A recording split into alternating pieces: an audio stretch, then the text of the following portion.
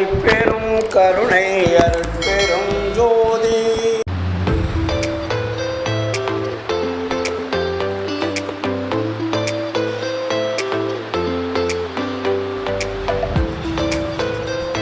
அருட்பெரும் ஜோதி அருட்பெரும் ஜோதி தனிப்பெரும் கருணை அருட்பெரும் ஜோதி. ஏன்னா இங்கே சட்டம், இயற்கை சட்டம் என்ன என்றால், நீ பொருளை சம்பாதிக்கலாம், பொருளை அனுபவிக்கலாம், பொருளை எடுத்து போக முடியாது, இந்த எல்லை தாண்டி போக முடியாது, கண்ட்ரோல். அதனால தான் வள்ளலார் சொல்லுவார் என்ன, கரணமிக கழிப்புறவே கடல் உலகும் வானும் கதிபதி என்று ஆளுகின்றீர் அதிபதியீர் நீவி மரண பயம் தவிராத வாழ்வதில் என் பயணம். திறனமும் ஓர் ஐந்தொழிலை செய்ய ஒளிவழங்கும் சித்திபுரம் எனவோங்க உத்தம சிற்றவையில் சரணம் எனக்களித்து எனையும் தானாக்க எனது தனித்தந்தை வருகின்ற தருணம் இதுதானே. என்ன பாட்டு தெரியுங்களா அதுக்கு அர்த்தம்? இந்த உலகத்தை ஆண்டு கொண்டிருப்பவர்கள், நான் தான் பெரிய தலைவன் என்று சொல்பவர்கள், இந்த உலகத்தை நான் தான் ஏக்கர் என்று சொல்லுவர்களுக்கு எல்லாமே எது மகிழ்ச்சி அடைந்து இந்த உடம்பில் என்றால் கரணங்கள் மகிழ்ச்சி அடையுது. நீ எவ்வளவு சொத்து வச்சிருந்தாலும் மகிழ்ச்சி அடையுது எது?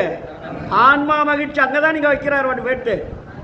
ஆன்மா எக்காலத்திலும் மகிழ்ச்சி அடையாது, நீ என்ன செஞ்சாலும் மகிழ்ச்சி அடையாது, கரணங்கள் தான் மகிழ்ச்சி அடையும். அதை தான் சொல்றாரு, கரணமிக கழிப்புறவே கடல் உலகும் வானும் கதிபதி என்று ஆளுகின்றீர் அதிபதியீர் நீவி மரண பயம் தவிராத வாழ்வதில் என் பயனோ. அதனால என்ன லாபம்?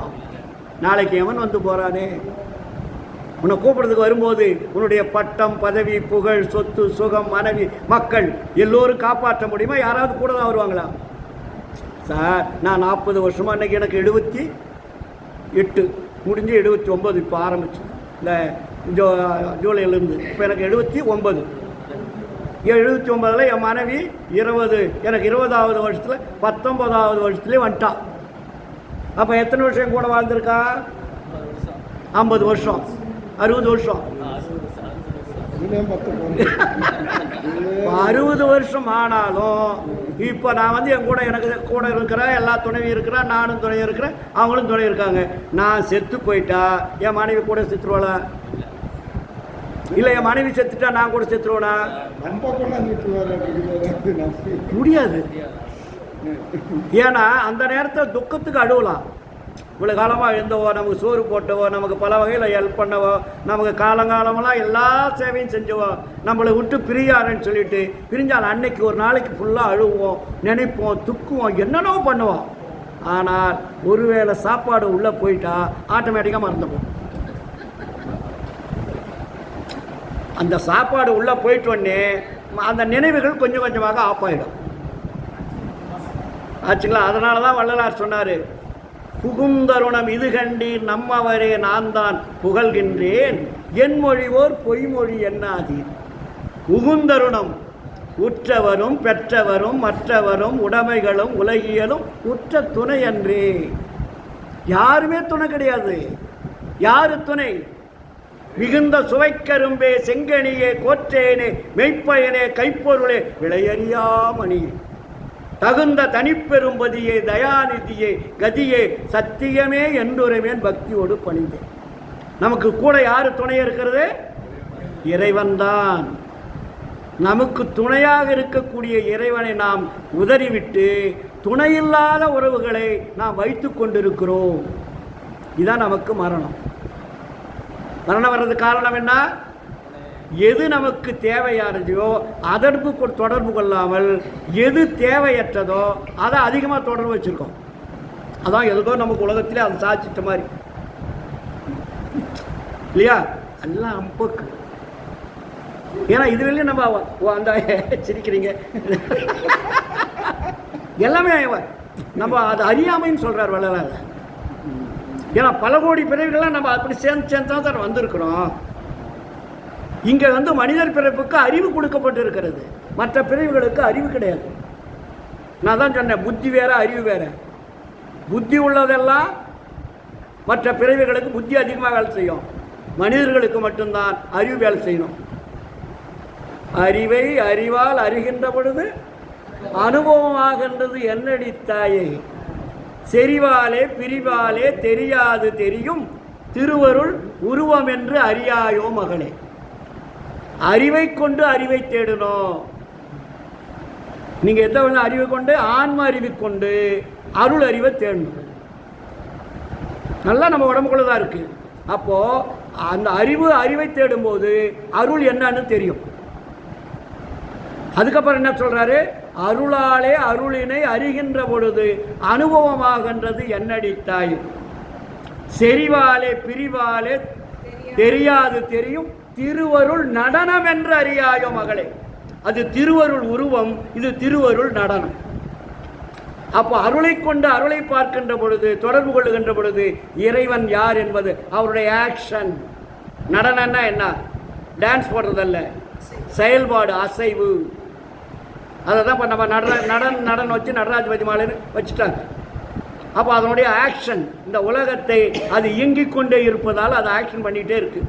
அதனால தான் நடராஜர்னா எந்த நேரமும் காலை தூக்கி ஆடிக்கிட்டே இருப்பார்னு அர்த்தம். அதனால தான் காலை தூக்கி அதை நமக்கு சிலை மாதிரி வச்சுருக்காங்க. இயங்கும் பொருள் அது, இயங்கிக் கொண்டே இருப்பது, அதுக்கு ஓய்வு கிடையாது. நமக்கு ஓய்வு எடுத்தால் மரணம். ஆண்டவருக்கு 24 hours, அதுக்கு டைமே கிடையாது. காலம் கடந்தது அது இல்லையா. காலங்கடந்த கடவுளை காண்பதற்கு காலம் கருதுவதே ஏன் என்றார் வள்ளலார். இறைவன் காலம் கடந்தவன். காலம் கடந்தவனை நீங்கள் தொடர்பு கொள்வதற்கு நீங்க ஏன் கால நேரத்தை பார்க்குறீங்கன்னு நம்ம என்ன பண்ணியிருக்கோம். போ அமாவாசை, கிருத்திகை, பௌர்ணமி, செவ்வாய்க்கிழமை, விளையாட்டுக்கிழமை, வெள்ளிக்கிழமை, நேரம், காலையில், சாயந்தரம், மதியம், நல்ல நேரம், கெட்ட நேரம், இதையெல்லாமே பார்த்து இறைவன்கிட்ட தொடர்பு வைக்கிறோம் இல்லையா. அதுக்கு வள்ளலார் ஒரே அடி அடித்தார். காலம் கடந்த கடவுளை காண்பதற்கு காலம் கருதுவதே. இறைவன் ஒரு செகண்ட் உங்களை நிறுத்துறத, உங்களை இயக்கிறத விட்டுட்டா நீங்க என்ன ஆவீங்க? மரணம் தானே. இந்த உடம்பு இயங்கிக் கொண்டிருக்கிறதே, இந்த இயங்கிக் கொண்டிருக்கக்கூடிய சுவிட்சு எங்கிருந்து இந்த உடம்பு இயங்குது அதை தெரிஞ்சுக்கிட்டோமா நம்ம. எந்த கனெக்ஷனும் கிடையாது. ஆனால் பாடி தானே இயங்குது.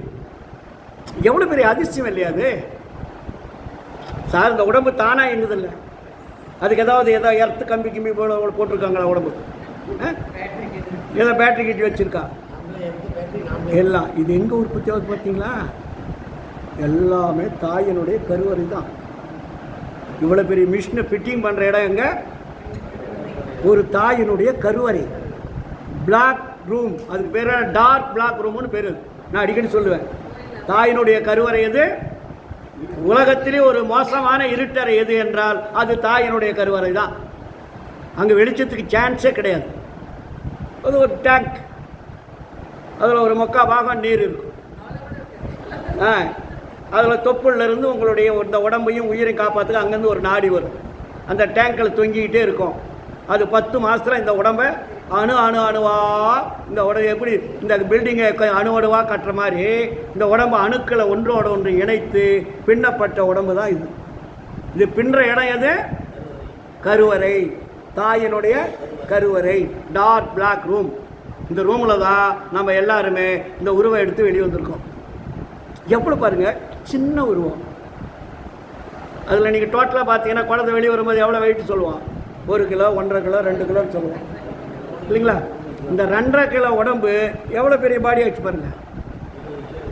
அப்போது இந்த உடம்பு நான் போன கூட சொன்னேன், இந்த உடம்பு என்பது விரிந்து சுருங்கும் தன்மை உடையது. அதே மாதிரி தான் இந்த உலகம் விரிந்து சுருங்கும் தன்மை உடையது. இது நிறைய விரிந்து கொண்டே இருக்கும், குறைந்துக்கிட்டே இருக்கும். அதனால தான் இந்த எல்லையை நீங்கள் யாராலும் பார்க்க முடியாது, போக முடியாது. நீங்கள் போக அது போயிட்டே இருக்கும். தாயினுடைய கருவறையும் அப்படி தான். எத்தனை குழந்தைகள் இருந்தாலும் அது விரிஞ்சுக்கிட்டே இருக்கும். 1 குழந்தைக்கு விரியும், 2 குழந்தைக்கு விரியும், 4 குழந்தைக்கு விரியும், 5 குழந்தைக்கு விரியும். ஆனால் எந்த கருவையும் உடஞ்சிச்சுன்னு சொல்ல முடியாது. வெடிச்சு போச்சுன்னு ஏதாவது கேள்விப்பட்டீங்களா? சின்ன பையை அதோட எத்தனை வெயிட் இருந்தாலும் அந்த குழந்தை உற்பத்தி ஆச்சுன்னா அது விரிந்து கொண்டே இருக்குமே தவிர, ஆனால் வெடித்த வரலாறு உலகத்திலே கிடையாது. இதே பொசிஷன் தான் இந்த பிரபஞ்சம். உள்ள எத்தனை லோடு பண்ணாலும் உலகம் விரிந்து கொண்டே இருக்கும். இந்த வெளி ஓடுறதுக்கு வாய்ப்பே கிடையாது. ஒன்றுக்கு மட்டும்தான் அலோவ் பண்ணுறார் ஆண்டவர். ஒரே ஒரு பொருள், அது படாதான் நீங்கள் இந்த உலகத்தை விட்டு வெளியே போக முடியும். அதுக்கு பேர் தான் அருள். பொருளை கொண்டு போகிறதுக்கு சான்ஸே கிடையாது. புரியுதுங்களா? அதனால் நம்ம என்ன பண்ணப்போ அருளை சம்பாதிக்கிறதுக்கு பழகணும். இது வெளியே நம்ம பொருளை சம்பாதிச்சிருக்கோம், பொருள் நமக்கு உதவி இருக்குது. அந்த பொருளை நீங்கள் என்ன பண்ணணும்? அருளாக மாற்றணும். பொருளை அருளாக மாற்றக்கூடியது தான் வள்ளலார் சொன்ன சுத்த சன்மார்க்கம். அதனால தான் வள்ளலார் இறைவன் இருக்கிறார், இறைவனை தேடுவதற்கு நீங்கள் தேடிக்கொண்டிருந்தால் வேலையாகாது, அதற்கு போவதற்குண்டான வழியை சொல்கிறேன். அந்த வழிதான் முதல்ல வடலூரில் சத்திய தர்மசாலையை கட்டினார். அதான் வழி, சாலைன்னு அது பேர். சாலைன்னா என்ன? வழி. அது என்ன தர்மசாலைன்னு வச்சார் பேர்? சமராஜ். ஏன்னா மொத்தமெல்லாம் வச்சுருப்பான், இவன் கொண்டாந்து இதில் என் சாலை தான் இதுன்னு சொல்லிவிடுவானுங்க. அதுக்காக தான் டைட்டிலே மாத்துறாரு, சமரச சுத்த சன்மார்க்க சத்திய தர்மசாலை. காலையிலே நின்றனை கண்டுகொண்டேன், தர்மசாலையிலே இன்பம் தடைக்கின்றேன். சொல்றாரா? காலையிலே நின்றனை கண்டுகொண்டேன், தர்மசாலையிலே இன்பம் தலைக்கின்றேன். இன்னொன்று என்ன சொல்றாரு? மேலையிலே இம்மையிலே ஒருமையிலே தவத்தால் மேவுகின்ற பெரும்பயனா விளைவையெல்லாம் தர்மசாலையிலே ஒரு பகலில் தந்த தனிப்பதியே, சமரச சன்மார்க்க சங்க தலை அமர்ந்த நிதியே, மாலையிலே சிறந்த மொழி மாலை அணிந்தாடும் மானடத்தின் அரசே என் மகிழும் அணிந்தருளேன்றார். இல்லையா? நமக்கு ஈஸியான வழி கொடுக்குறாரு. அதனால் நம்ம என்ன பண்ணோம்? ஜீவகாருண்யத்தை நாம் கடைபிடிக்கணும். அதுதான் நமக்கு இந்த உலகத்தில் இருக்கக்கூடிய வழியை விட நேர் வழி. அதுதான் ஜீவகாருண்யம். மோட்ச வீட்டின் திறவுகோல். சாவி எங்கே கிடைக்கும்? இந்த மோட்ச வீடுன்னா அங்கே வேணும், சாவி கொண்டு போனால் தான் திறக்கும், இல்லாட்டி திறக்குமா?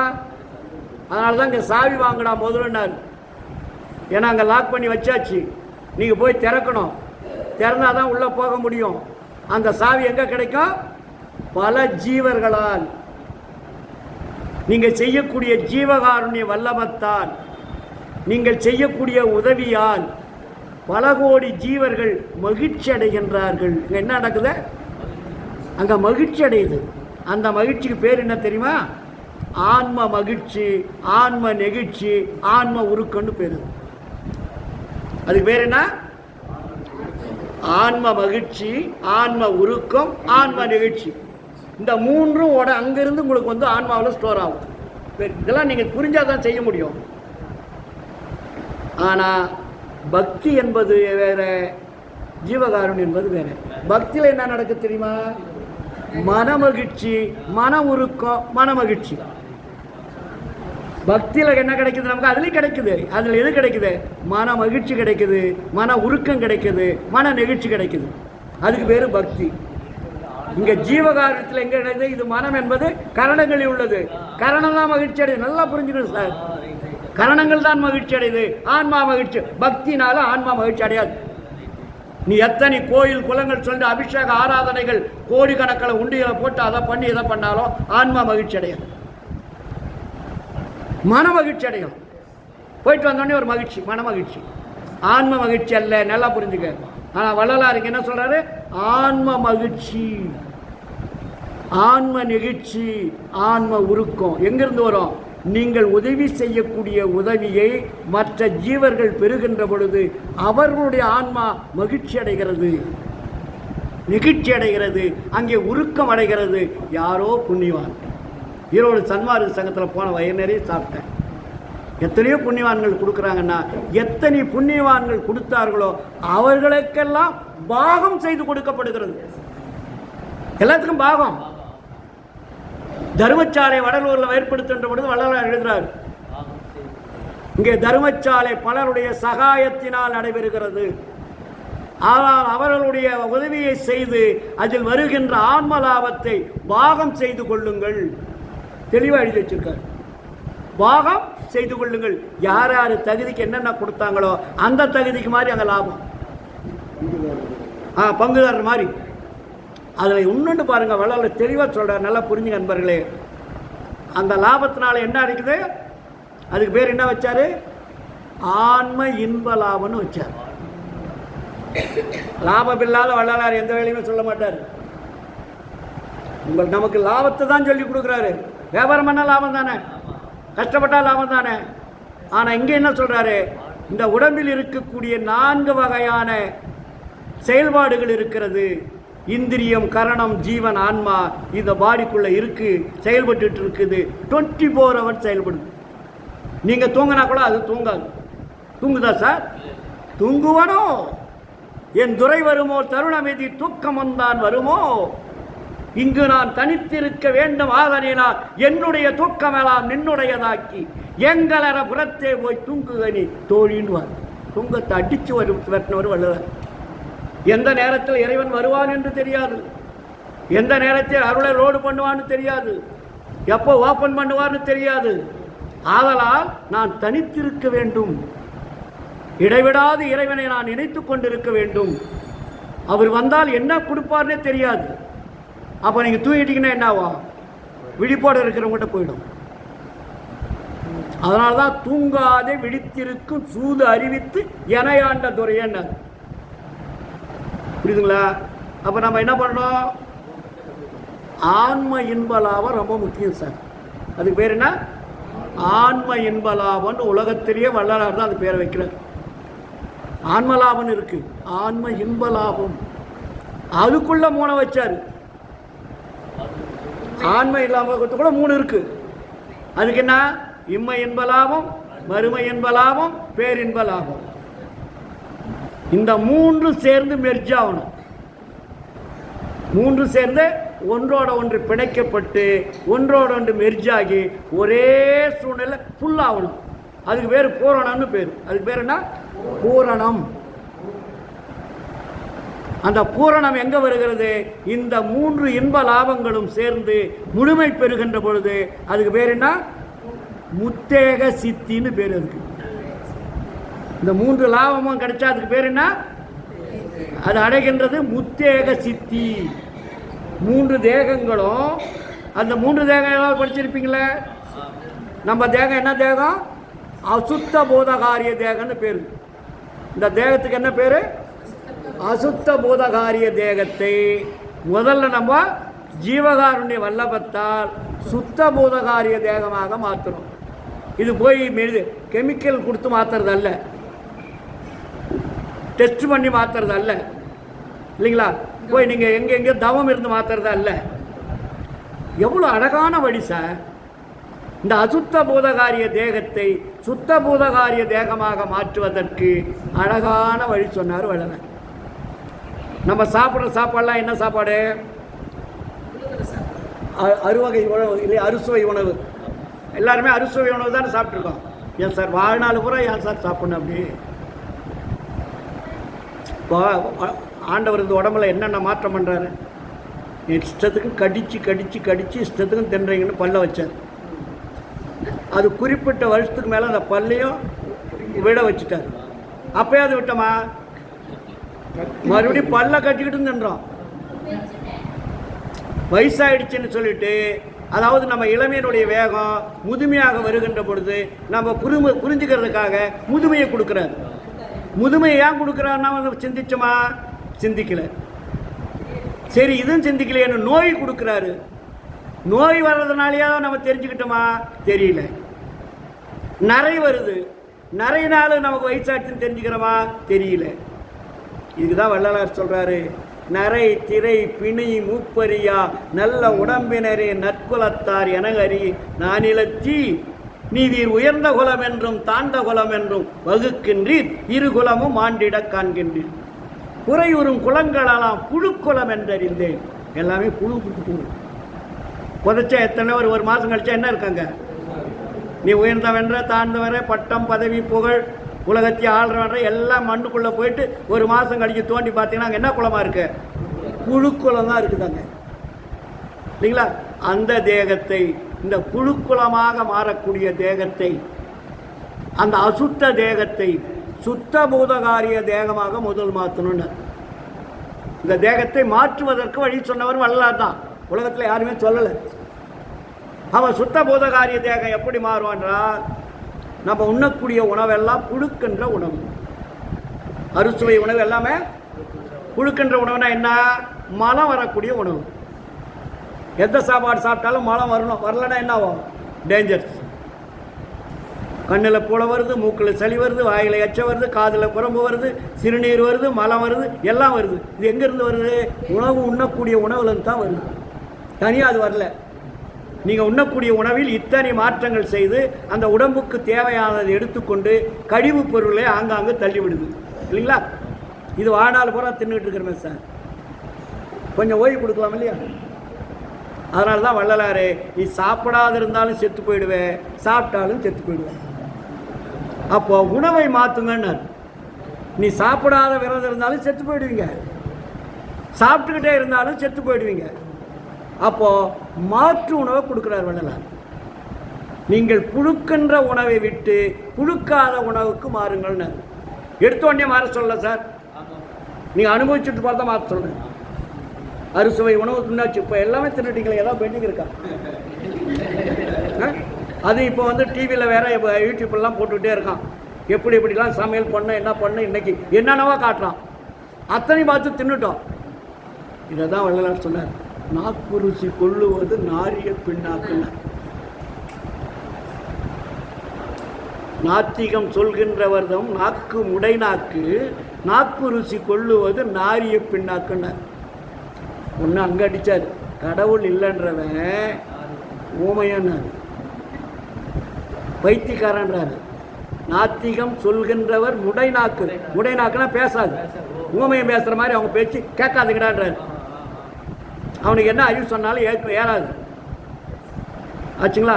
அதுக்கப்புறம் அப்படி தான் சொல்கிறாரு, நாக்கு ருசி கொள்ளுவது நாரிய பின்னாக்குன்னா என்ன? மலந்துன்றதுக்கு சமான்றார். நாரிய பின்னாக்குன்னா மலம். நீ எவ்வளவு நாக்கு ருசி வந்தாலும் அது என்னவா மாறுது? மலமாக தான் மாறுது. ஆச்சுங்களா? அப்போது நாக்கு ருசி கொள்ளுவது நாரிய பின்னாக்கு. இதனால் நீங்கள் என்ன பண்ணுறீங்க? நல்ல புண்ணாக்கு சாப்பிடுங்கன்ற. அதனால தான் புழுக்காதவனு ஒரு லிஸ்ட்டை போட்டார் வள்ளலார். எப்போ இதெல்லாம் சாப்பிட்டு அனுபவிச்சுட்டு போடுதான், எடுத்தோடனே விட்டுறான். ஐயோ ஒரு கதிர்வேல் சொன்னார் நாளைக்கே குழந்தைகளுக்கெல்லாம் கொடுக்கலான்னு எடுத்துடாதீங்க, அனுபவிச்சுட்டு பாடு விடுங்க. நல்ல உடல் ஆரோக்கியமாக இருக்கும்போது எல்லாம் தூக்கி அப்புறப்படுத்துங்க. சார் ஒரு சின்ன எக்ஸாம்பிள், உங்களுக்கெல்லாம் பல மீட்டிங் நான் சொல்லியிருக்கேன். நான்லாம் எவ்வளோ சிகரெட்டு குடிச்சிருப்போன்னு எல்லாருக்கும் தெரியும். சொல்லியிருக்கேன்னா கேள்விப்பட்டீங்களா? எவ்வளோ தண்ணி போட்டிருக்குன்னு எல்லாருக்கும் தெரியும். நிறைய பேருக்கு நான் மேடையில் சொல்லியிருக்கேன். நான் ட்ரிங்கடு, புரியுதுங்களா? ஃபுல்லாக தண்ணி போடுவேன். ஒருத்தருக்குலாம் குவார்டர் அடித்தாவே மயக்கம் வந்துடும், நான் ஃபுல் அடித்தாலும் மயக்கம் வராது. அந்த அளவுக்கு நான் permit holder, central government permit வாங்கி சாப்பிட்டவன். அப்போ இங்கே சரக்கு கிடைக்காது, சிந்தாமணியில் தான் கிடைக்கும். கோயம்புத்தூர் போகணும், இல்லாட்டி சேலம் தான் போகணும், இங்கே ஈரோட்டில் கிடைக்காது. அப்போ ஸ்கூட்டர் எடுத்துகிட்டு போய் வாங்கிட்டு வந்து சாப்பிட்டுவேன். ஏன் இப்போ நான் விட்டுட்டேன் அதை? அது நமக்கு தேவையில்லை என்பது உணர்கின்ற பொழுது தூக்கி எறிய வேண்டியதானே. வள்ளலாருடைய அருட்பாவை படிச்சிட்ட பிறகு எவ்வளோ பெரிய அயோக்கியத்தனம் பண்ணுறேன்னு எனக்கு தெரிஞ்சது. Very simple. திருவருட்பா எடுத்து நான் படிக்கின்ற பொழுது ஜீவகாருண்ய ஒழுக்கம் என்ற அந்த 3 தொகுப்புகளை படிக்கின்ற பொழுது எனக்கு அறிவு வேலை செஞ்சது. அதுக்கு முன்னாடிலாம் அறிவே கிடையாது. அந்த அறிவு வேலை செய்கின்ற பொழுது தான் அது வேற எல்லாத்தையும் தூக்கி போட்டேன் ஒரே நாள். கொஞ்சம் கொஞ்சமாக விடுறதெல்லாம் கிடையாது. நான்லாம் ஒரு நாளைக்கு 10 பாக்கெட் சிகரெட் குடிக்கிறோம் சார். என்னுடைய கஸ்டமர் நவநீதன் சொல்லிட்டு ஈரோட்டுக்கு அவர் தான் ஏஜென்ட்டு. 50 பாக்கெட் ஒரு பண்டல். ஹோல்சேல் நான் கடையில் போய் வாங்க மாட்டேன். அவங்க கஸ்டமர் சொன்னாக்கா பண்டல் அவங்க டிரைவர்கிட்ட கொடுத்து அனுப்பிச்சிடுவார். 50 பாக்கெட் ஒரு பண்டல் டிராவில் வச்சுருப்பேன் கடையில். எதுக்கு சொல்ல வரேன்றால், விட முடியாதது எதுவுமே கிடையாது. நம்மக்கிட்ட இருக்குது நம்மளுடைய துணிச்சலும் உண்மையும். உண்மை தெரிஞ்சால் விட்டுருவோம் சார். நீங்கள் உண்மை தெரியாதவர்களையும் தான் தப்பு பண்ணுவீங்க. யாருக்கு உண்மை தெரியுதோ அங்கே கால நேரம் பார்க்க மாட்டீங்க, தூக்கி எறிஞ்சிருவீங்க. அப்படி எரிந்தவன் தான் நான். எதுக்கு சொல்கிறேன்னா, அதே போல தான் உணவை நீங்கள் மாற்றுங்கள் நான் வள்ளல. அதுக்கு பேர் தான் புழுக்காத உணவு. அது என்னென்ன சொல்கிறாரு? தேன், கல்கண்டு, தாமர புஷ்பம், அயன் செந்தூரம், இதெல்லாம் சொல்கிறார். 5 ஐட்டம். இந்த 5 ஐட்டத்தில் நீங்கள் எவ்வளோ வேணாலும் கொஞ்சம் கொஞ்சம் ஒரு நாளைக்கு சாப்பிட்டு வந்தீங்கன்னா உடம்பு ஆரோக்கியமாக இருக்கும். நிறைத்திரை பிணி மூப்பெல்லாம் போயிடும். ஏன்னா மலை ஜலம் வராது, எல்லாமே வைப்ரேட் ஆகிடும். சிறுநீர் வராது, உடம்பை மட்டும் அப்படியே மாற்றிக்கிட்டே இருக்கும். அதான் சுத்த உடம்பாக மாற்றுறது. அசுத்த போதகாரிய உடம்பை சுத்த போதகாரிய உடம்பாக மாற்றுவது. குழுக்கின்ற உணவு உண்கின்ற வரையில் சுத்த போதகாரிய உடம்பு அசுத்த போதகாரிய உடம்பாக தான் இருக்கும். சுத்தகாரிய உடம்பு மாறாது. அதற்கு மேலே தான் என்ன தேகம் மாறும்? பிரணவ தேகமாக மாறும். அசுத்தம் சுத்தமாக மாறி சுத்தம் வந்து பிரணவ தேகமாக மாறும். பிரணவ தேகம் வந்து ஞான தேகமாக மாறும். அப்போ ஞான தேக கதவை திறனாரு. ஞான தேகம் யாருக்கு? இறைவனுக்கு தான்.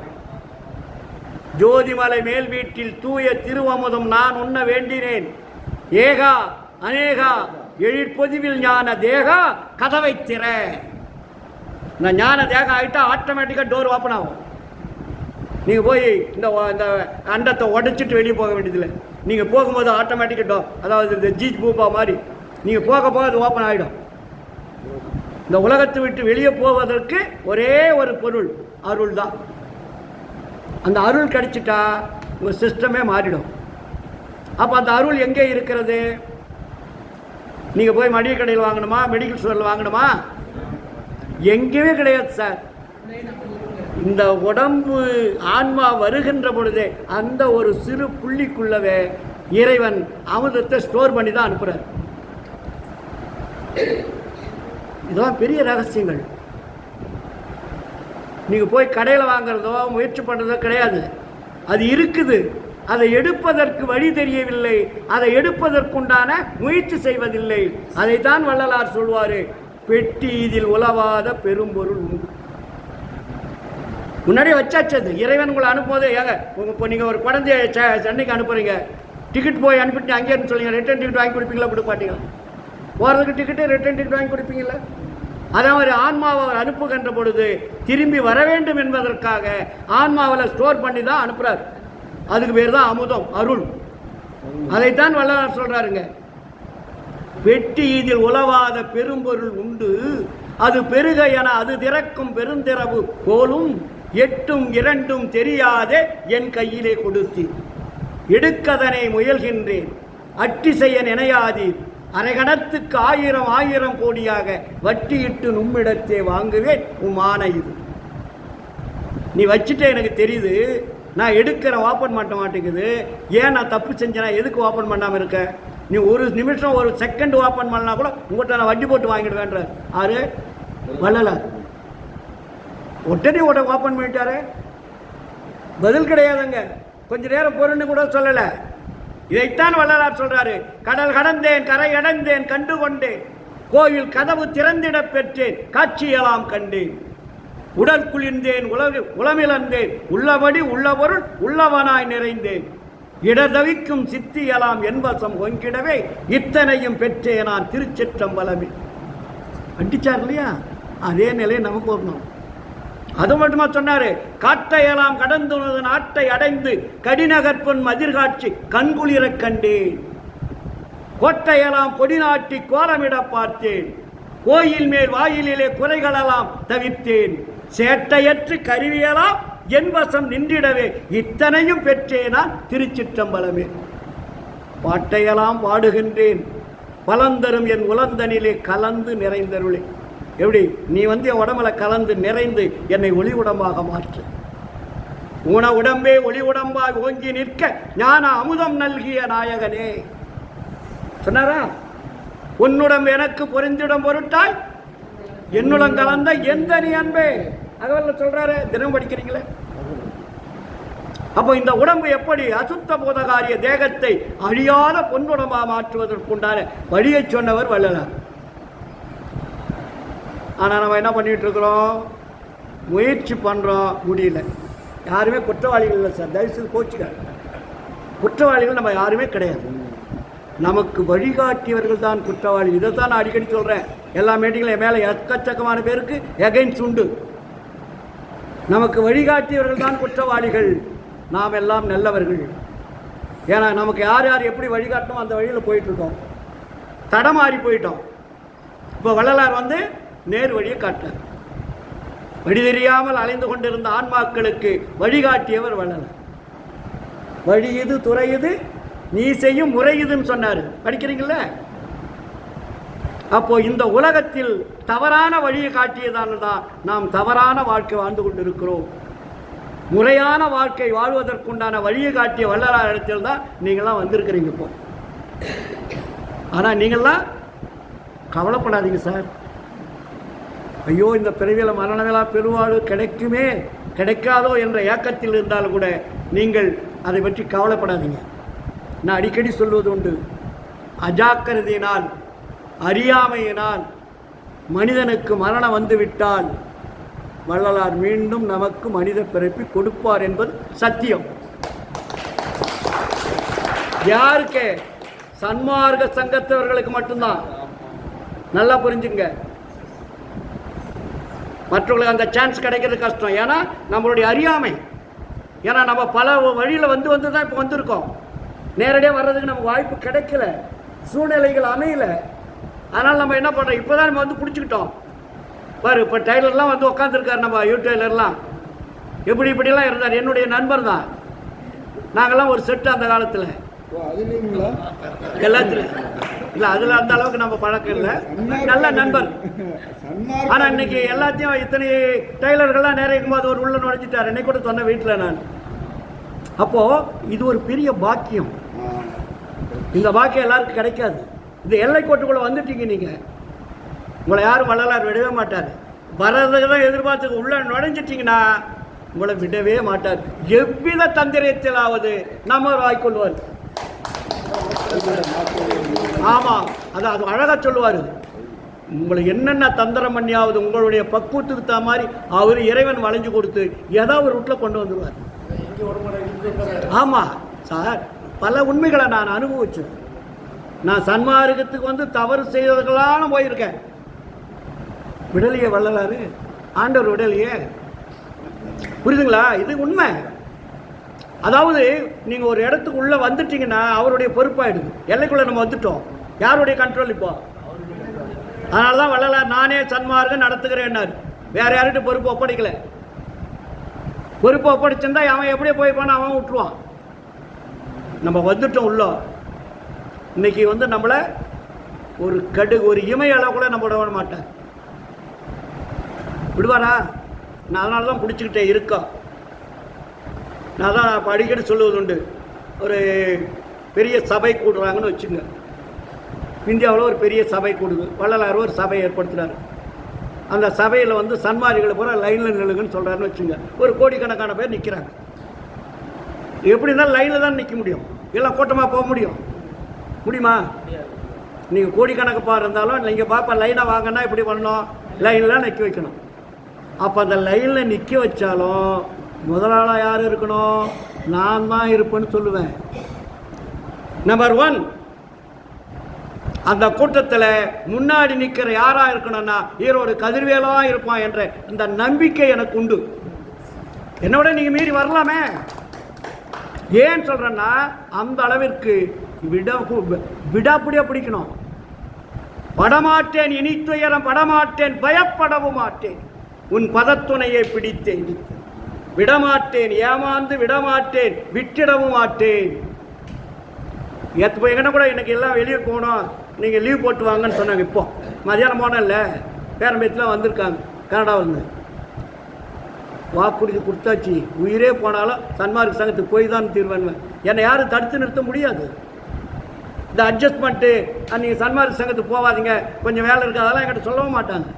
நான் முடிவு எடுத்துட்டுனாக்கா யாருமே எனக்கு கண்ட்ரோல் கிடையாது. புரியுதுங்களா? நான் வரலன்னு சாக்கு போக்கெல்லாம் சொல்ல மாட்டேன். உறுதி கொடுத்துட்டுனா முன்னாடி வந்து நிற்பேன். 5 நிமிஷத்துக்கு முன்னாடியே இருப்பேன். லேட்டாக கூட வரமாட்டேன். அது என்னுடைய பழக்கன்னே இல்லை சின்ன வயசுலேருந்து. ஏன்னா எனக்கு அந்த அளவுக்கு ஒரு பூரணமான நம்பிக்கை யார் மேலே? அருட்பெருஞ்சோதி ஆண்டவர் மேலே. ஆனால் நீங்களும் அந்த நம்பிக்கை வைங்க. சாதாரணமான விஷயம் கிடையாது. இது அருள் சம்பந்தமான விஷயம். இது பொக்கிஷம். அதனால் முயற்சி பண்ணிக்கிட்டே இருக்கணும். நீங்கள் முயற்சி இல்லாமல் ஒரு நிமிஷம் கூட இருக்கக்கூடாது சார். சன்மார்க்கத்துக்கு வந்துட்டிங்கன்னா உங்கள் தொழில் செஞ்சுக்கிட்டே இருங்க. அதே நேரத்தில் ஒழுக்கத்தை கடைபிடிங்க. ஒழுக்கம்தான் பேசிக். இதுக்கு பேசிக் என்ன? ஒழுக்கம்தான். வள்ளலார் அதை தான் சொன்னார். ஜீவகாருண்யம் மட்டும் சொல்ல, ஜீவகாருண்ய ஒழுக்கம்னு பேர் வச்சார். அதுக்கு பேர் ஜீவகாருண்ய ஒழுக்கம். இந்த ஒழுக்கத்துக்குள்ளதான் 4 இந்திரிய ஒழுக்கம், கரண ஒழுக்கம், ஜீவ ஒழுக்கம், ஆன்ம ஒழுக்கன்ற ஒழுக்கத்தில் உள்ள 4 பகுதி இருக்கு. இந்த 4 பகுதியை நம்ம கடைபிடிக்கணும். கடைபிடிவதற்குண்டான சூழ்நிலைகள் நம்ம உருவாக்கணும். நேராச்சில்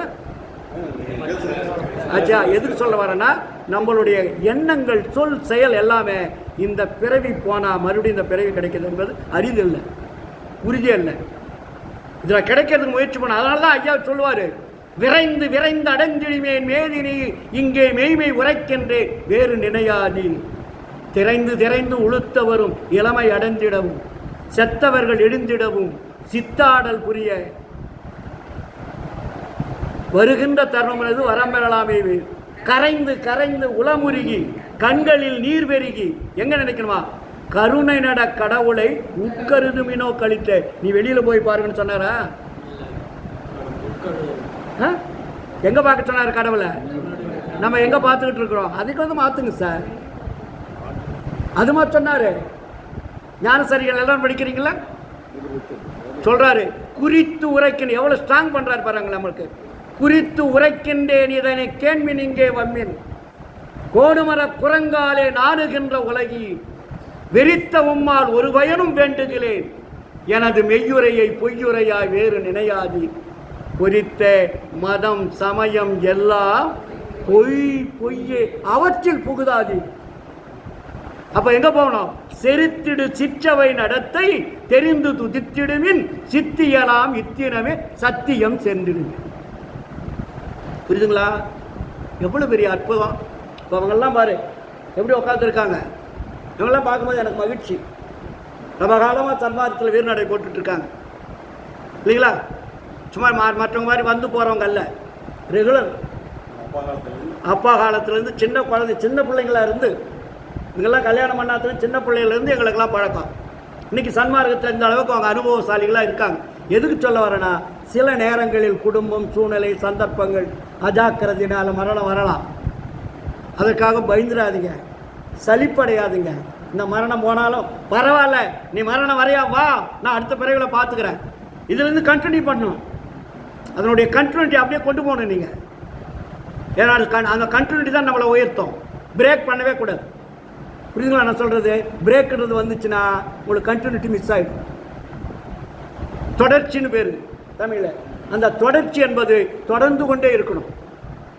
அந்த தொடர் தான் நம்மளை தொடர்ச்சியாக எடுத்துக்கொண்டு செல்லும். அதனால தான் வள்ளலாறு விடமாட்டேன்னாரு, ஏமாந்து விடமாட்டேன்றார். கொஞ்சம் கூட நான் ஏமாற மாட்டேன்றார். அந்த வார்த்தைகளை பாருங்களேன். விடமாட்டேன், ஏமாந்து விடமாட்டேன், விட்டிடவும் மாட்டேன். ஏன்னா இந்த பிறவி எனக்கு சாதாரணமாக கிடைத்தது அல்ல என்பதை நான் உணர்ந்து விட்டேன். அது உணர்றவர்களையும் பயம் இருக்கு சார். இந்த பிறவி என்பது சாதாரணமாக கிடைச்சது அல்ல. மனித தேகம் எவ்வளவு கோடி பிறவிகள் புண்ணியம் செஞ்சிருந்தால் இதெல்லாம் ப்ரமோஷன் பர்த்னு பேர். இது மனித தேகத்துக்கு என்ன ப்ரமோஷன் பர்த் அப்படின்னா தமிழ் என்ன அர்த்தம்? உயர்ந்த பிறப்பு. அதனால தான் தமிழில் வள்ளலாறு உயர்ந்த அறிவுள்ள மனித தேகம் பெற்ற அன்பர்களேன்வார். அப்போ உயர்ந்த அறிவு கிடைத்த இந்த மனித தேகத்தை நாம் அழித்து விடலாமா? அதுதான் சொல்லுவார். நம்ம முதல் உடம்பு வந்த வழியும் உயிர் வந்து தெரிஞ்சுக்கணும்ல. அதை நம்ம தெரிஞ்சுக்கிறதே இல்லை. அது போய் அதை திங்க் பண்ணுறதே இல்லை. நான் அதிகமாக 24 மணி நேரமும் தூங்காமல் அதை நோண்டிக்கிட்டே இருப்பேன். நம்ம எங்கே இருந்தோம், எப்படி இருந்தோம், என்ன பண்ணோம், என்ன பிறவி எடுத்தோம், என்ன பண்ணுவோம், ஏன் ஆண்டவர் அனுப்புகிறாரு, அனுப்ப வேண்டிய அவசியம் என்ன இருக்குது. அப்போ ஆண்டவருக்கு எல்லாம் திருவிளையாடல்னு சொல்லிட்டு போயிட்டாங்களே. அப்போ விளையாட்டுக்காக தான் ஆண்டவரை நம்மெல்லாம் அனுப்புனார். அப்போ திருவிளையாடல் புறம் அண்ணவே வேறு வச்சுருக்காங்க. உண்மை தெரியாதனால என்ன பண்ணிட்டாங்க, அதுக்கு பேர் திருவிளையாடல் புராணம்னு வச்சுட்டாங்க. வள்ளலாருக்கு ஆண்டவருக்கு இதான் வேலை அவருக்கு. அது எவ்வளோ பெரிய ரகசியங்களை, எவ்வளோ பெரிய உண்மைகளை ஆண்டவரிடத்தில் நம்ம பெற வேண்டியது நிறைய விஷயங்கள் இருக்குது. சும்மா ஒரு விளையாட்டுத்தனமாக இந்த பர்த்தை நம்ம கொடுக்கல, இந்த உலகத்துக்கு விளையாட்டுத்தனமாக அனுப்பலை. அதை தான் வள்ளலார் சொல்வார். உடம்புறு வகை அறியீர், உயிர் வகை அறியீர், உடல் வறுக்க உண்டு நிலம் உறங்குதற்கு அறிந்தி மடமுகு பேய் மனத்தாலே மயங்குகின்றி மனதை வசப்படுத்தும் வழிதுறை கற்றறி இடம்பெறு பொய் வாழ்க்கையிலே இன்பம் துன்பம் அடுத்தே எண்ணி எண்ணி இழைக்கின்றீர் ஏழை உலகீரே. நடம்புரியன் தனித்தந்தை வருகின்ற தருணம் இது. நன்னியது நன்னுவினோ புண்ணியம் சார்வீர். உடம்பு வந்த வழியை தெரிஞ்சாதான் நீங்கள் எப்படி ரிட்டர்ன் ஆகணும்னு தெரியும். உயிர் வந்த வழி தெரிஞ்சாதான் மறுபடியும் அந்த உயிரை எப்படி ஆன்மாவோட சேர்க்கின்ற வழி தெரியும். உடம்பு வழி தெரியல, உயிர் வந்த வழியும் தெரியல, ஆன்மா வந்த வழியும் தெரியல, ஆன்மா அனுப்பின ஆண்டவர் யாருன்னு தெரியல, அருளை எப்படி வாங்குறதுன்னு தெரியல. இதெல்லாம் தெரிஞ்சால் தானே சார் நம்ம என்ன பண்ணுறோம், வந்தால் ஏதோ சேவை செய்கிறோம். வரமா 1 மாதத்துக்கு இத்தனை பேருக்கு சாப்பாடு, அதுக்குண்டான நன்கொடை கொடுக்குறோம், செய்கிறோம், சாப்பாடு போடுறோம். அது அடிப்படை உண்மை, அது அடிப்படை செஞ்சு தான் ஆகணும். ஆனால் நம்ம விசாரம் பண்ணணும். அதுக்கு தான் வள்ளலாறு விசாரன்னு பேர் வச்சார். அதுக்கு பேர் என்ன? சத் விசாரன்னு பேர். அப்போ நாம் திங்க் பண்ணணும். வள்ளலார் அழகாக சொல்லுவார், நம்ம உடம்புல எத்தனை துவாரம் இருக்கு? 9 இருக்கு இல்லையா? 9 துவாரம் நீங்கள் கேட்டால் போட்டு அனுப்புனார் ஆண்டவர். கண் இருக்குது, காது இருக்குது, மூக்கு இருக்குது, வாய் இருக்குது, சிறுநீர் குழாய் இருக்குது, மலை குழாயெல்லாம் இருக்குல்ல. 9 துவாரம் டோட்டலாக. அது அழகாக சொல்லுவார், 9 துவாரம் போட்ட ஆண்டவருக்கு காதில் கடுக்கும் போனால் ஒரு ஓட்டை போட்டிருக்க மாட்டாரா? மூக்கில் மூக்குத்தி குத்துனவர் தெரிஞ்ச ஒரு மூக்கில் ஒரு ஓட்டை போட்டிருக்க மாட்டாரா? ஆனால் நம்ம என்ன பண்ணிட்டோம், எல்லாத்துக்கும் ஓட்டை போட்டு வச்சுட்டோம், சேர்த்து போட்டு வச்சுட்டோம். இதை வள்ளலார் தெளிவாக எடுக்கிறாரு. ஆண்டவருக்கு 9 துவாரம் போட்டு அனுப்பின அந்த ஆண்டவருக்கு இன்னும் 2 துவாரம் 3 துவாரம் வேணும்னா அந்த துவாரத்தை போட்டிருக்க மாட்டாரா? இப்படிலாம் சிந்திங்கன்றார். இப்போ நம்ம கிண்டல் செய்யறதுக்கு அவர் சொல்லலை. ஏன்னா நம்ம உடம்புக்குள்ள எத்தனை துவாரங்கள் இருக்குது. இது ஒரு துவாரம் அடைச்சுட்டா என்ன ஆகும்? ஒரு கண்டு போயிட்டா எவ்வளோ பிரச்சனை? ஒன்றும் இல்லை சார், வாய் மூடிட்டா என்ன ஆகும்? உலகத்திலேயே இந்த உடம்புக்கு உள்ள அனுப்புகிற ஒரே ஒரு துவாரம் வாய் தான் சார். வேற எந்த துவாரத்துக்கும் உள்ள அனுப்ப முடியாது. காதில் ஏதாவது உள்ள அனுப்ப முடியுமா? கண்ணில் அனுப்ப முடியுமா? எதுலையும் அனுப்ப முடியாது. வாயில் தான் அனுப்ப முடியும். அதுதான் உடம்புக்குள்ளே போகிற துவாரம் இல்லையா? வாய்க்கு எவ்வளோ வேலை கொடுத்துருக்கா இல்லையா கடவுள்? பேசுறதும் வாய், துன்றதும் வாய், எல்லாமே ஓவர் லோட் ஆகிட்டாலும் பாந்தி வர்றதும் வாய் தான். வேற வழியே கிடையாது. அப்போ இதெல்லாம் சிந்திக்கணும். இப்போ நம்ம ஏன் அந்த விசாரம் பண்ண சொல்றாருன்னா, இந்த உடம்பில் இருக்கக்கூடிய அத்தனை தத்துவங்களும் இயக்கங்களும் எப்படி பின்னப்பட்டது. ஒன்றோட நீ பாரு, கையை தூக்குது, வளையுது, பாரு இந்த கைக்கு எவ்வளோ வேலை கொடுத்து, இந்த நரம்பு எப்படி ஆடுது, நகம் கொடுத்துருக்காரு, தூக்கிறதுக்கு பாரு எவ்வளோ என்ன வசதி சார். நினச்சி பார்த்தோமா நம்ம இந்த உடம்ப? நம்ம தானாக நடந்து போகிறோம், தானாக வரோம், கொடுக்குறோம், வாங்குகிறோம், சாப்பிட்றோம், பேசுகிறோம். அற்புதம் இல்லையா? மனித பிறப்பு என்பது ஒரு அற்புதமான பிறப்பு. நம்ம சிந்திக்கிறதே கிடையாது இல்லையா? ஒரு சின்ன ஒரு கிள்ளிட்டா எவ்வளோ வலிக்குது, உடனே டாக்டர்கிட்ட போகிறோம். அப்போ அந்த உடம்பு எவ்வளோ பக்குவமாக அழகாக எந்த விதமான பிரச்சனை இல்லாமல் அந்த கருவறையில் குண்டாபால் அழகாக மெல்ட் பண்ணி அழகாக கொண்டு அனுப்புகிறாருல. அது என்னைக்காவது அந்த ஆண்டவருக்கு நன்றி சொல்லியிருக்கிறோமா? குழந்தை பிறந்தோடனே உடனே என்ன பண்ணுவோம், சொந்த பத்தெல்லாம் கூட்டி பேர் வைப்போம், காது குத்துவோம், மொட்டடிப்போம், 3 வேளையும் எல்லாம் மூக்க பிடிக்க என்னென்ன தின்னடிப்போம். இப்போ ஒரு குழந்தை வளர்ச்சினால், அதனால தான் சொல்லுவாங்க குழந்தை வளர்ப்பு யாருக்கிட்ட இருக்கு? தாய் தந்தைகிட்ட இருக்கு. தாய் தந்தை வளர்ப்பு யாருக்கிட்ட இருக்கு? அப்படியே முன்னாடியே போங்க. ஒரு 5000 ஆண்டுகளாக நம்மை கெடுத்து விட்டார்கள். இன்னைக்கு நேத்தல்ல நம்ம கடலை, நம்ம திடீர்னு ஒரு சாப்பாடு சாப்பிடல. இதுக்கு முன்னாடி எல்லாம் பழக்கத்துல தான் வருது. பழக்கம் இல்லாத எந்த செயலும் கிடையாது இல்லைங்களா? இதைத்தான் வள்ளலார் நமக்கு சொல்றாரு. என்ன சொல்றாரு? ஜாதியிலே, மதங்களிலே, சமய நெறிகளிலே, சாத்திர சந்தடிகளிலே, கோத்திர சண்டையிலே, ஆதியிலே, இன்னைக்கு நேற்றல்ல, ஆதியிலே அபிமானித்து அலைகின்ற உலகி அலைந்து அலைந்து வீணேனி அழிதல் அழகலவே. அவ என்ன பண்ணோம்? நீதியிலே சன்மார்க்க நெறிதனிலே நிறுத்தமிடும் தனித்தலைவர் ஒருத்தர். அவர் ஒருத்தர் தான். இன்னொருத்தர் இருக்காருன்னு தெரிஞ்சுட்டு போனீங்கன்னா யூ ஆர் அன்ஃபிட். புரியுங்களா? என்ன சொல்றாரு? அழகா சொல்றாரா? ஒருத்தர் அவர் வீதியிலே அருஜோதி விளையாடல் புரிகின்ற தருணம் இது, கூவுகின்றேன் உமையே. ஏன் கூப்பிடுறான் நம்மளை? நான் பார்த்துட்டேன்யா, கடவுளை பார்த்துட்டேன். அதுக்கு பேர் தான் வள்ளலார் என்ன வச்சார் அந்த கடவுளுக்கு? இயற்கை உண்மை வடிவினர். அதுக்கப்புறம் தான் பேர் வைக்கிறேன். அவருக்கு பேர் என்ன? இயற்கை உண்மை வடிவினர், இயற்கை விளக்க வடிவினர், இயற்கை இன்ப வடிவர்னு பேர் வைக்கிறார். உருவம் அல்லங்க, இயற்கை உண்மை, இயற்கை விளக்கம், இயற்கை இன்பம். இந்த மூன்றும் ஒன்றோடு ஒன்று இணைக்கப்பட்டது. இயற்கை உண்மை என்பது அருட்பெருஞ்சோதி ஆண்டவர், இயற்கை விளக்கம் என்பது அதிலிருந்து உற்பத்தி ஆகக்கூடிய அருள், இயற்கை இன்பம் என்பது அது அனுபவிப்பினால் ஏற்படக்கூடிய மகிழ்ச்சி. இயற்கை உண்மை, இயற்கை விளக்கம், இயற்கை இன்பம், இந்த மூன்றும் ஒன்றோட ஒன்று இணைந்தது தான் அருட்பெருஞ்சோதி. அதனால தான் சொல்லுவார், இயற்கையிலே பாசங்கள் ஒன்றுமில்லார், குணங்கள் ஏதுமில்லார், தத்துவங்கள் ஏதுமில்லார், மற்றோர் இறப்பில்லார், பிறப்பில்லார், ஏதும் திரிவில்லார், கலங்கமில்லார், வேண்டுதல் இல்லார், வேண்டாமை இல்லார், மெய்யே மெய்யாகி விளங்குகின்ற திருச்சிற்றம்பலந்தனிலே தெய்வம் ஒன்றே கண்டி. ஒரே தெய்வம்தான். இந்த ஒரு தெய்வம்தான் பல வடிவங்களாக சமய மதங்கள் நமக்கு வைத்திருக்கிறது. ஒன்றென்ற காணும் உணர்ச்சி என்று வருமோ கேட்கிறாரு. நீங்களெல்லாம் ஒரு தெய்வம் என்று சொல்லக்கூடிய நிலை, அனுபவிக்கக்கூடிய நிலை, உணரக்கூடிய நிலை என்று வருமோ? மனிதர்களை மாற்றிவிட்டார்களே. அதனால்தான் வல்லாளர் சொன்னாரு, தெய்வங்கள் பல பல சிந்தை செய்வாரும், சேர்கதி பல பல செப்புகின்றாரும், பொய் வந்த கலை பல புகன்றிடுவாரும், பொய் சமயாதியை மெச்சுகின்றாரும், மெய் வந்த திருவருள் விளக்கம் ஒன்றில் வீண்கழிக்கின்றார், எய்வந்த துன்பொழித்து அவர்க்கு அறிவு அருள்வீர் என பெள்ளி எழுப்பிமை இன்பம் தந்தீரே.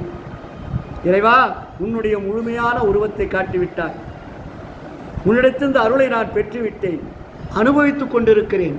என்னுடைய ஆன்ம நேய உடன்பிறப்புகளாகிய அத்தனை ஆன்மாக்களும் உண்மை அறியாமல் அலைந்து கொண்டிருக்கிறது.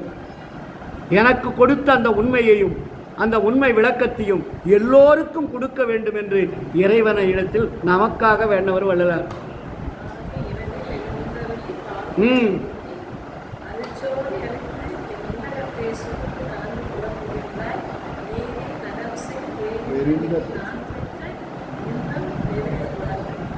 அழகா சொல்றால, பாதி இரவில் எழுந்தருளி பாவியேனை எழுப்பி அருஜோதி அளித்து என் உள்ளகத்தே சூழ்ந்து கலந்து துலங்குகின்றாய், நீதி நடம் செய் பேரின்ப நிதி யான் பெற்ற நெடும்பேற்றை ஓத முடியாது என்போல் இவ்வுலகம் பெறுதல் வேண்டுவனே.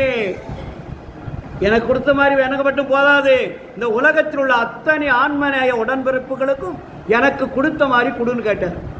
அதனால்தான் எல்லா உயிர்களும் இன்புற்று வாழ்கன்னு சொன்னார் இல்லைங்களா? அப்போ எல்லா உயிர்களும் இன்புற்று வாழனா அந்த உயிரை அழிக்கலாமா? அதை தான் வள்ளலார் பிடிச்சார். இல்லாட்டி நேரம் உயிரை அழிக்கலான்னு மற்ற மதங்கள் சொல்லியது போல் வள்ளலார் சொல்லியிருந்தா இன்னைக்கு உலகம் பூரா இங்கே இடம் தாங்காது. காலையில் கூட பாப்பா கேட்டுச்சு, உறுப்பினர்கள் சேருகின்ற பொழுது சன்மார்க்கத்தினுடைய பேசிக் என்ன? காலையில் 3 பேர் உறுப்பினருக்கு கேட்டாங்க, நான் கவனிச்சுட்டு தான் இருந்தேன். அப்போது புலால் மருத்துவர் தான் அங்கே அங்கீகரிக்கப்பட்டவர்கள். சன்மார்க்கத்துக்குள்ள நுழையன்னா என்ன வேணும்? அதுதான் டிகிரி. இந்த உள்ள வருவதற்கு டிகிரி கொல்லாமை, புலால் உண்ணாமை, இந்த 2 தான் தகுதி. இந்த 2 தகுதி பெற்றவர்கள் இங்கே உள்ள தாராளமாக வரலாம். கடவுள்லாம் அப்புறம், நீங்கள் ஒரு கடவுள் 2 கடவுள்லாம் கூட அது அப்புறம் உள்ளே தெரிஞ்சுக்கலாம். புரியுதுங்களா? முதல் பேசிக்கு இதான். நீங்கள் உள்ளே நுழைவதற்கு லைசன்ஸ் இது இதான். அதை கூட என்ன சொல்கிறாரு, அவங்க வந்தால் கூட அவங்கள திட்டாதீங்கன்றார்.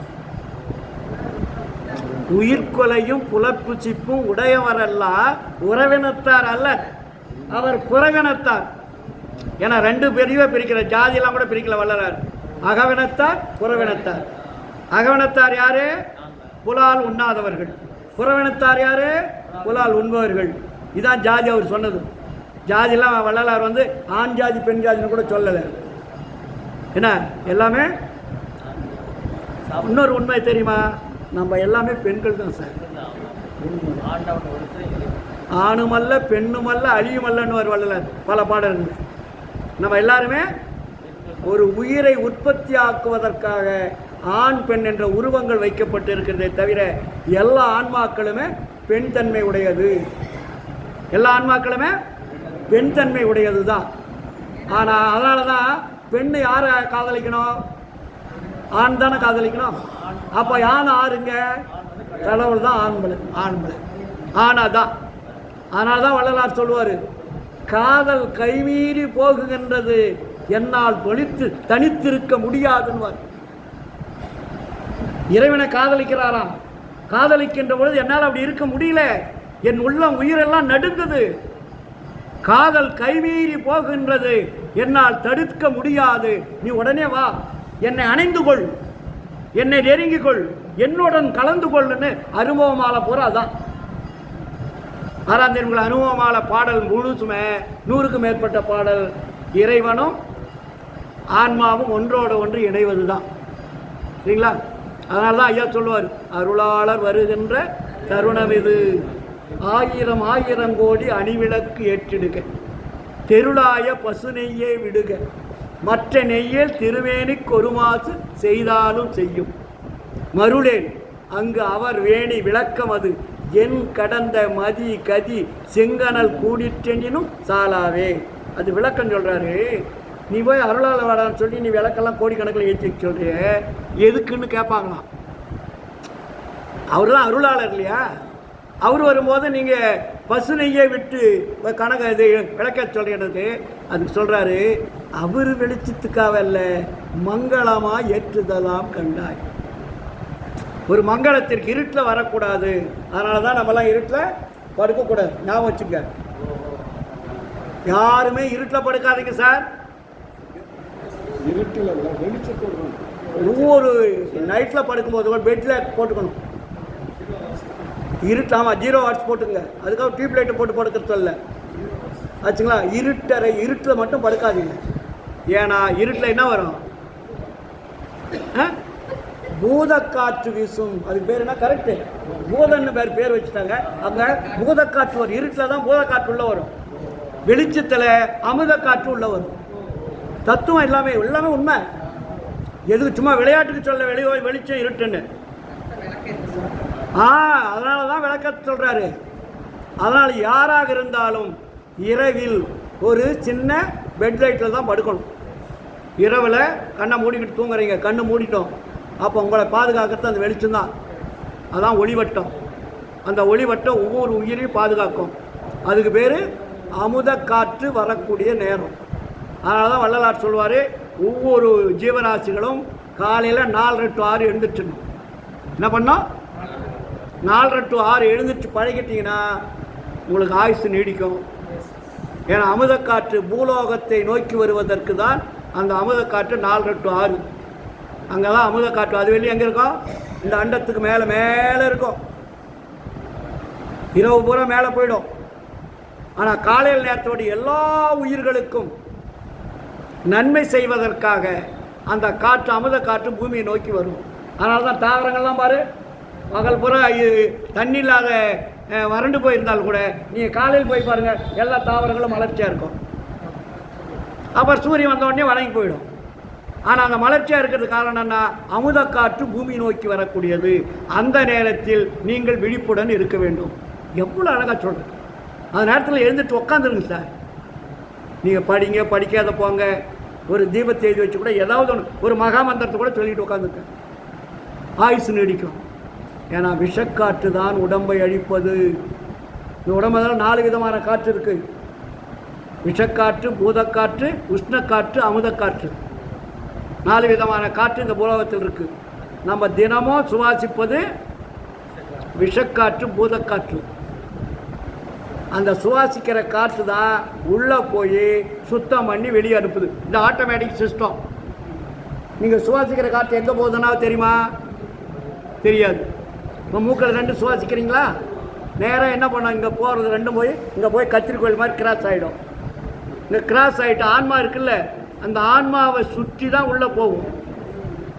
அங்கே சூடு ஏற்றிக்கிட்டு தான் உள்ளே போகும் காற்று. நீங்கள் டைரெக்டாக சுவாசிக்கிற காற்று நேரடியாக உள்ளே போகாது. நேரடியாக உள்ளே போனால் செத்து போயிடுவீங்க. ஆன்மாவை இது பக்கம் வலது காற்று, இடது பக்கமாக இடது காற்று வலது பக்கமாக ஒரு சுற்றி உள்ளே போய் இந்த உடம்புக்கு தேவையான பிராணவாயு எடுத்துக்கொண்டு கரிமல வாயு வெளியே தள்ளுது. அதான் கார்பன் டை ஆக்சைடுன்னு சொல்கிறோம் இல்லையா. அது உள்ளே போகிறது இந்த பிராணனை வந்து பிராணனா என்ன, உயிரை காப்பாற்றுவதற்கு வேண்டிய காற்றை அதை எடுத்துக்கிட்டு அசுத்த காற்றை வெளியே தள்ளிவிடும். இது ஆட்டோமேட்டிக் சிஸ்டம். இது டெய்லி நடக்குது. ஆனால் காலையில் நீங்கள் எழுந்திரிச்சு பண்ணிக்கிட்டீங்கன்னா உங்களுக்கு பிராணவாயு அதிகமாக தேவைப்படும். பிராணவாயு அதிகமாக ஸ்டோர் பண்ணிக்கும். விஷம் வந்து கொஞ்சமாக போய் அது கொஞ்சமாக வெளியே வந்துடும். நீங்கள் அதிகமாக போய் அதுக்கு சிரமத்தை கொடுத்தீங்கன்னா சீக்கிரம் மரணம். புரியுதுங்களா? எல்லாத்துக்கும் சொல்கிறார் வள்ளலார். வள்ளலார் சொன்னாத வழிமுறைகளே கிடையாது சார். எல்லாத்துக்கும் வழிமுறை சொல்லியிருக்காரு. காற்று எப்படி சுவாசிக்கணும், எப்படி படுக்கணும், நீங்கள் இடது பக்கமாக படுக்கணுமா வலது பக்கமாக படுக்கணுமா, ஒரு பெண் போகம் செய்வதற்கு எப்படி செய்யணும் எல்லாம் எழுதியிருக்காரு. ஆண் குழந்தை எப்போ பிறக்கும், பெண் குழந்தை எப்படி பிறக்கும், கருமுட்டை எப்படி எப்படிலாம் உள்ளே போகுது, ஆணினில் 3 பெண்ணினில் 4 அன்னுர வகுத்து அருட்பெருஞ்சோதி. தகவலில் படிக்கிறீங்களா? இதில் 3 விதமான அணுக்கள், அதில் 4 விதமான அணுக்கள், டோட்டல் 7 விதமான அணுக்கள் ஒன்றோடு ஒன்று இணைந்தால்தான் கருத்தரிக்கும். அதான் வாழணு, திரவணு, குருவணு, லகுவணு, பரமாணு, விபு அணு, அணு 7 விதமான அணுக்கள் தான் இந்த பிரபஞ்சத்திலே இருக்குது. வள்ளலாருக்கு இவங்களுக்கு விஞ்ஞானிகள் கண்டுபிடிக்கிறதுக்கு முன்னாடி வள்ளலார் கண்டுபிடிச்சிட்டார். அந்த 7 விதமான அணுக்கள் தான் ஒரு உருவத்தை உருவாக்குவதற்கு, ஒரு உயிரை உருவாக்குவதற்கு, உடம்பை பின்னப்படுவதற்கு தேவையான அணுக்கள். நம்ம உடம்புல இருக்கிறது பூரா அணுக்கள் தான். அந்த அணுக்களுடைய கூட்டு சேர்க்கை தான் இந்த உடம்பு. அதனால தான் எழுதுவார் வள்ளலார், பெண்ணினில் 4 ஆணினில் 3 அன்னுர வகுத்து அருட்பெருஞ்சோதி. அப்போ ஆணுகிட்ட 3 விதமான அணுக்கள், பெண்ணுகிட்ட 4 விதமான அணுக்கள். இந்த 7 அணுக்கள் ஒன்றோடு ஒன்று இணைந்தால்தான் கருத்தரிக்கும், இல்லாட்டி தெரிக்காது. இதுக்கு தான் நீ கோடிக்கணக்கான பணத்தை கொடுத்து செலவு பண்ணிகிட்டு இருக்காங்க எல்லாரும், விஷயம் தெரியாமல். ஆனால் வள்ளலார்கிட்ட வந்து சித்தி விழாக திருமாலியில் வந்து உட்காந்து ஒரு அரை மணி நேரம் வள்ளலார்கிட்ட அழுது புலம்பி கொஞ்சம் நேரம் அப்படியே பண்ணிங்க தியானம் பண்ணிங்கன்னா வீட்டுக்கு வர்றதுக்குள்ளே அடுத்த மாதத்தில் லட்டு மாதிரி குறைந்து பிறக்கும். Very simple. உங்களுடைய அந்த உணர்வுகளை எல்லாமே மாற்றிடுவார். அணுக்களை பூரா சேஞ்ச் பண்ணுவார். சும்மா இது மாயாஜால வேலை கிடையாது, அணுக்கள் சம்பந்தமான வேலை. இது சத்தியம் சார். புரியுதுங்களா நான் சொல்கிறது? இப்போ மற்றவங்கள மாதிரி மாயாஜால வேலையெல்லாம் அங்கே கிடையாது. உடம்பில் உள்ள அணுக்களை மாற்றக்கூடிய சக்தி யாருக்கிட்ட இருக்குது? இறைவன்கிட்ட தான் இருக்குது. அதனால தான் நாங்கள்லாம் நிறைய இடத்துக்கு யாராவது ஏதாவது வேணும்னு கேட்டாங்கன்னா ஒன்றும் செய்ய வேண்டாம், நேராக சித்தி விழாவுக்கு போங்க, போய் அங்கே உட்காந்துங்க, யார் பேச்சும் கேட்காதீங்க. போய் உட்காந்துட்டு ஒரு அரை மணி நேரம் 1 மணி நேரம் உங்கள் மனசில் என்னென்ன இருக்குதோ அதை சொல்லி ஆண்டவர்கிட்ட முறையிடுங்க. அந்த சிஸ்டம் உங்களுக்கு ஆட்டோமேட்டிக்காக ஆன்மாவில் ஸ்டோர் ஆகிடும். நீங்கள் வீட்டுக்கு வந்தோடனே நீங்கள் யாரை நினச்சி செய்கிறீங்களோ அந்த அணுக்கள் அங்கே பாஸ் ஆகிடும். அணுவில் அமைந்த பேரொழின்னு சொல்கிறாங்க இல்லையா, அதெல்லாம் சொல்லுவார்.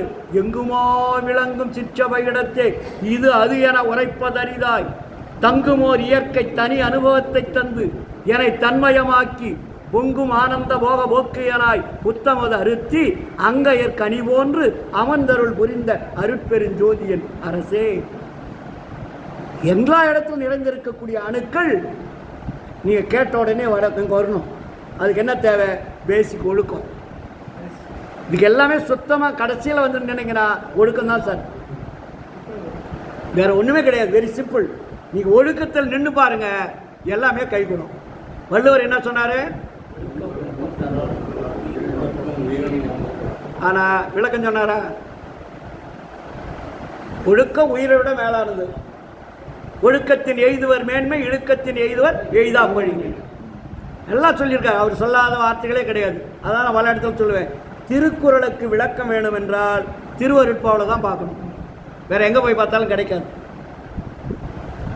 அப்போ இங்கே வந்து ஒழுக்கத்துக்கு பிரித்தார் வள்ளலார். ஒழுக்கம் தாண்டா இது, இந்திரிய ஒழுக்கம், கரண ஒழுக்கம், ஜீவ ஒழுக்கம், ஆன்ம ஒழுக்கம்.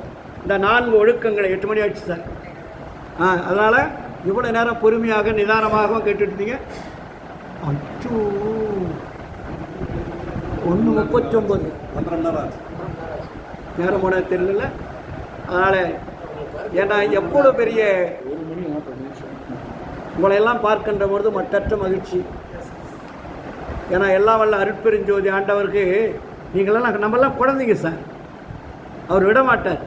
நம்மளையெல்லாம் கட்டி அணைத்து அன்றாக ஒன்று கூட்டி போவார். அதனால தான் நான் காலையிலே சொன்னேன், சன்மார்க்க சங்கத்தில் சில சர்ச்சைகள் வந்தாலும் கூட அதை நம்ம பெருசுப்படுத்தாமல் அட்ஜஸ்ட் பண்ணி எல்லாரும் நம்மவராக்கி கொள்ளணும். பேதமற்ற நிலையை உருவாக்கி கொண்டு நாம் வாழ வேண்டும் என்று கூறிக்கொண்டு மீண்டும் தொடர்ச்சியாக அடுத்த வாரம் இருந்தால் நான் வரேன். 24ஆம் தேதி மாத பூசருக்கு இல்லையா? எப்போ வருது? வியாழக்கிழமை. நான் அநேகமாக இருந்தால் வந்துடுறேன். ஆனால் வடலூருக்கு போயிட்டு வியாழன் வெள்ளி வியாழம் பூசம் வருதா? வெள்ளிக்கிழமை வந்துடுவேன். 23 போயிட்டு 24 அங்கே முடிச்சுட்டு 24ஆம் தேதி வந்துடுவேன். அடுத்த வாரம் இருந்தால் நான் உடனே ஃபோன் பண்ணிவிட்டு வாட்ஸ்அப்பில் போட்டுறேன்.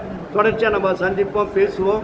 இவ்வளோ நேரம் பொறுமையாக நிதானமாக ரொம்ப உள்ளார்ந்த உணர்வோடு கேட்டுக்கொண்டிருந்தீர்கள். உங்கள் முகத்தெல்லாம் பார்க்கும்போது எனக்கு புரியுது. அதான் நேரம் போனதே தெரியல. ஏன்னா ஒரு முகம் சோர்வடைஞ்சாலும் நான் நிறுத்திடுவேன். ஆமாம், என்னுடைய பழக்கம் தான். காட்டுத்தனமாக நான் பேசிகிட்டு இருக்க மாட்டேன் எப்பவுமே. அவங்க பாட்டு உட்காந்துருக்காங்க, நம்ம இஷ்டத்துக்கு உடலான்லாம் கிடையாது. ஒரு முகத்தையும் பார்ப்பேன். அந்த முகம் ஊன்றி கவனிக்கிறார்களா, அவர்களுக்கு இந்த பேச்சு தேவைப்படுதா அப்படின்னு நினச்சி பார்த்து பேசிகிட்டு இருந்தால் நேரம் போனது எனக்கே தெரியல. அதனால் உங்களுக்கு ஆண்டவர் யாரையும் கைவிட மாட்டார்.